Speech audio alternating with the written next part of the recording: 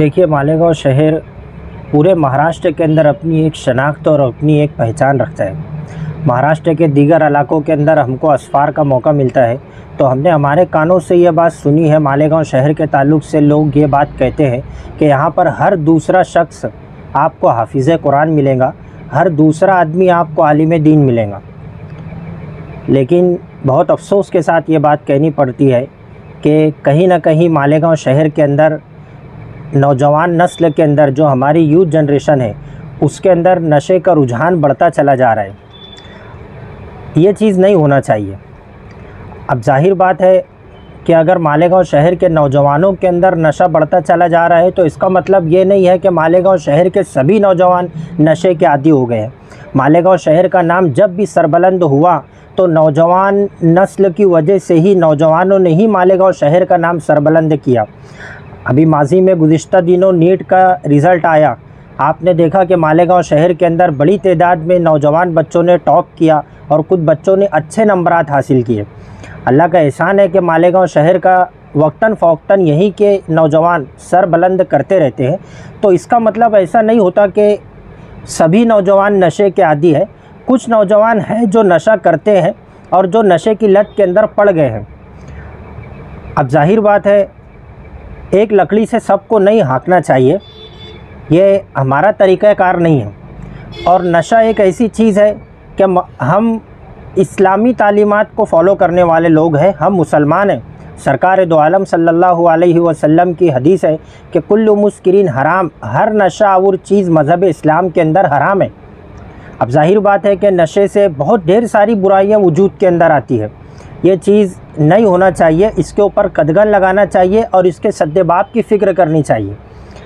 अब हमारे शहर के अंदर एक बहुत बड़ा मसला ये है कि अगर कभी नशा हो रहा है तो उसका सद्देबाब क्या है, उसके ऊपर कदगन कैसे लगेगा, हमको ये चीज़ के ऊपर कॉन्सनट्रेट करना चाहिए।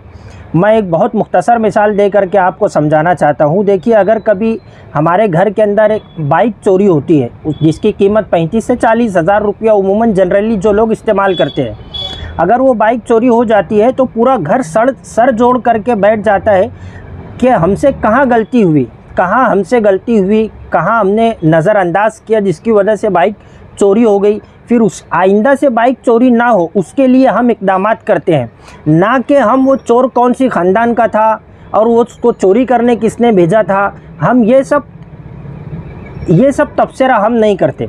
अब जाहिर बात है, अगर कभी नशा हो रहा है तो कौन इसकी पुष्ट पनाही कर रहा है, कौन नशा करवा रहा है शहर के अंदर। और नशा करने के ऊपर से फिर अब मालेगांव शहर का एक ऐसा मामला है कि यहाँ की सियासत का बावा आदम ही निराला है। शहर के ऊपर अगर कोई मुसीबत आई, शहरियान के ऊपर कोई मुसीबत आई, चाहे वो आसमानी आफत हो या सुल्तानी बलाएँ हो, यहाँ की सियासत को तो सियासी रोटी सेकने का ज़र्रीन मौका मिल जाता है। माजी में आपने देखा कि मालेगांव शहर के नौजवानों की इस कदर शबीह ख़राब की गई। मैंने अपनी इब्तिदाई गुफ्तगू के अंदर ये कहा था कि कुछ नौजवान नशा करते हैं, कुछ नौजवान नशे के आदी है, उसकी वजह से पूरे शहर के नौजवानों की शबीह नहीं ख़राब करनी चाहिए। मालेगांव शहर के नौजवानों की शबीह मुल्क की बड़ी मीडिया के अंदर ख़राब की गई और उसके 12 नवंबर के मामले से नशा को जोड़ दिया गया। तो ये चीज़ मैं इसका कंडेम करता हूँ, ये चीज़ नहीं होनी चाहिए।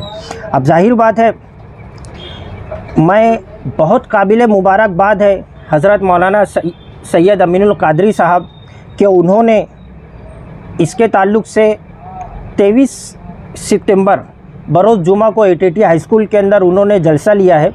नशा मुक्त मालेगांव की जो उन्होंने जो मुहिम जारी की है, मैं अपनी जानिब से, राष्ट्रवादी कांग्रेस पार्टी की जानिब से और पूरे शहरियान की जानिब से पुरज़ोर अल्फाज में तायद और हिमायत का ऐलान करता हूँ और शहरियान से गुजारिश करता हूँ कि बड़ी तादाद के अंदर वहाँ पहुँचे और उस जलसे को कामयाब बनाए।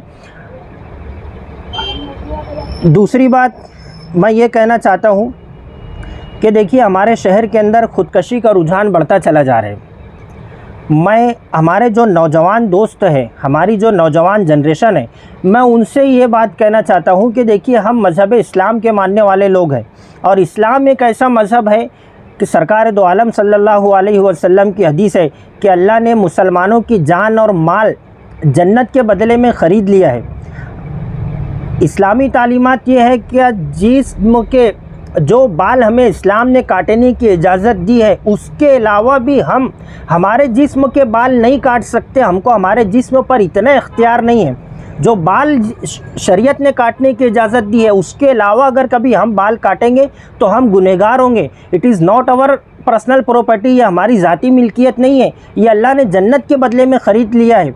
आप अंदाज़ा करिए, अगर हम हमारी मर्ज़ी और मंशा से गैर जहाँ के बाल काटने की इजाज़त नहीं है हम वहाँ के बाल नहीं काट सकते, तो हम हमारी मर्ज़ी से हम फांसी कैसे ले सकते हैं? हम जल करके कैसे मर सकते हैं? हम पॉइज़न कैसे यूज़ कर सकते हैं? कल अल्लाह के हुजूर हमको खड़े हो करके जवाब देना है। मैं मेरे नौजवान दोस्तों से ये बात कहूँगा कि देखिए, होता यह है कि हमारे नौजवान से ऊपर दर्जे वाले लोगों को देखते हैं और एहसास कमतरी का शिकार होते हैं। ये इस्लामी तालीमात नहीं है। अपने से नीचे दर्जे वाले लोगों को देखना चाहिए और अल्लाह का शुक्र अदा करना चाहिए कि आज हम जिस भी एतबार से ज़िंदगी गुजार रहे हैं अल्लाह का बहुत एहसान है।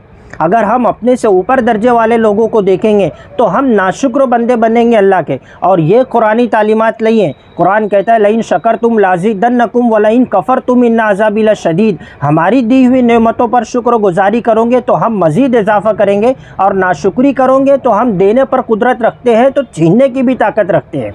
अब जाहिर बात है हम हमारे से ऊपर दर्जे वाले लोगों को देखते हैं और रफ्ता रफ्ता एहसास कमतरी का शिकार होते चले जाते हैं और एक वक्त तो हमें ऐसा महसूस होता है कि हमारी ज़िंदगी हमारे लिए बहुत अजीरन है और अल्लाह ने हमें कोई नेमत नहीं दी है। फिर ज़िंदगी हमें मुश्किल लगने लगती है। ये बात से कोई इनकार नहीं है कि गरीब जो होता है उसकी ज़िंदगी यकीनन हालात ऐसे चल रहे हैं, लोग बेरोज़गारी का शिकार है, गुर्बत सर चढ़ करके बोल रही है। आज के दौर के अंदर मैं मानता हूँ कि ज़िंदगी जीना कितना मुश्किल हो चुका है एक गरीब व्यक्ति के लिए, एक गरीब इंसान के लिए। किसी ने कहा था कि मन बैरागी तन अनुरागी, कदम कदम दुश्वारी है, जीवन जीना सहल ना जानो बहुत बड़ी फनकारी है। लेकिन हम इस्लाम के मानने वाले हैं, हम हमारे जान के ऊपर हम कुदरत नहीं रखते, तो ये चीज़ नहीं होना चाहिए। हिम्मत और हौसले के साथ, अल्लाह के शुक्र के साथ हमें ज़िंदगी गुजारना है और इसी तरीक़ा से हमें अल्लाह के यहाँ जा कर के अपनी ज़िंदगी का हिसाब देना है। मैं आने नौजवान नस्ल से ख़ास तौर पर यह बात कहना चाहता हूँ कि हिम्मत और हौसला रखिए, अल्लाह की ज़ात के ऊपर यकीन रखिए। आज अगर कभी दुनिया की मामूली से तकलीफ़ को लेकर के अगर हम परेशान हो गए और हमने ज़िंदगी ख़त्म करने का फ़ैसला कर लिया तो आप बताइए, किसी ने कहा था ना कि अब तो घबरा के ये कहते हैं कि मर जाएंगे, मर के भी चैन नहीं पाया तो किधर जाएंगे।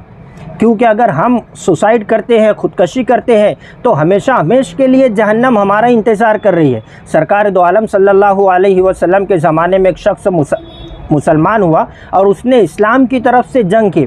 वो जंग के अंदर बहुत दिलेरी और बहादुरी के साथ लड़ रहा था। अल्लाह के नबी सल्लल्लाहु अलैहि वसल्लम ने अपने असहाब से कहा कि ये शख्स जहन्नमी है। सहाबा कुछ वक्फे के लिए हैरत में महव हो गए। कुछ देर के बाद जब वो आदमी को ज़ख्मी हालत के अंदर मैदान जंग से बाहर ला कर के बिठा दिया गया तो साहबा ने अपनी आंखों से देखा कि वो बहुत ज़्यादा ज़ख्मी था और उसने अपने ही धारदार हथियार से अपने आप को उसने जहन्नम रसीद कर लिया, उसने ख़ुदकशी कर ली। तो अल्लाह के नबी ने कहा था कि मैंने आपको पहले ही कह दिया था कि ये शख्स जहन्नमी है। तो आप अंदाज़ा करिए, अगर आप ख़ुदकशी करते हैं तो हमेशा आप जहन्नम की आग के अंदर जलेंगे। हम मुसलमान हैं, इस्लामी तालीमात और कुरान की तालीमात, हदीस नबविया के ऊपर हमें अमल करना है। मालेगांव मुस्तफ़ा भंगार बाज़ार डायमंड कारपेट होलसेल रेट में कारपेट दिया जाता है। हर किस्म का यहाँ पर कारपेट दिया जाता है। हमारा पता याद रखें, मालेगांव मुस्तफ़ा भंगार बाज़ार डायमंड कारपेट होलसेल रेट में दिया जाता है।